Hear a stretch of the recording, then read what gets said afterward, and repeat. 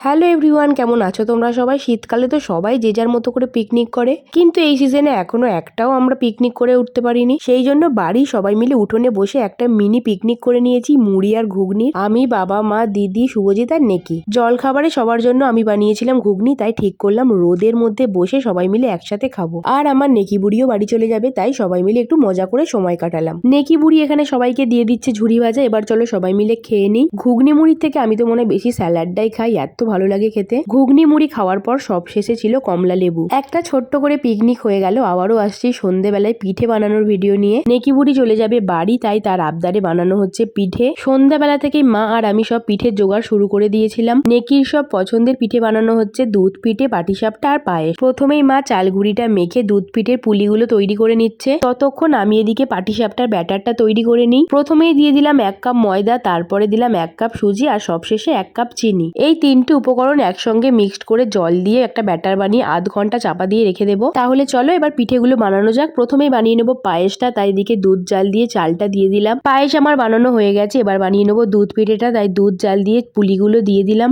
একদিকে দুধ পিঠেটা হোক আর একদিকে আমি ততক্ষণ একটা একটা করে পাটিসাপটা গুলো বানিয়ে নিই। পিঠে, পাটিসাপটা আর পায়েস সব বানানো আমার হয়ে গেছে। এবার চলো সাজিয়ে গুছিয়ে নেকি বুড়িকে খেতে দিয়ে দিই আর জানি ওর থেকে কেমন হয়েছে। এই পিঠের মধ্যে আমার তো সব থেকে দুধ পিঠেটা পছন্দের। তোমাদের কোন পিঠেটা ভালো লাগে সেটা কমেন্ট করে জানিও। এই যে ম্যাডাম আমাদের বসে পড়েছে খেতে, ও একটা একটা করে খাচ্ছে আর আমাকে বলছে কোনটা কেমন হয়েছে। আমাদের নেকি বুড়ির সব থেকে ভালো লেগেছে পাটিসাপটাটা, আর ও পাটিসাপটা খেতে বেশি পছন্দ করে। পিঠে খাওয়ার পর্ব শেষ, এবার নেকি বুড়ি চলে যাবে বাড়ি। ভিডিওটা ভালো লাগলে একটা লাইক করে দিও। দেখা হচ্ছে আবার পরের ভিডিও, ততক্ষণ সবাইকে টাটা।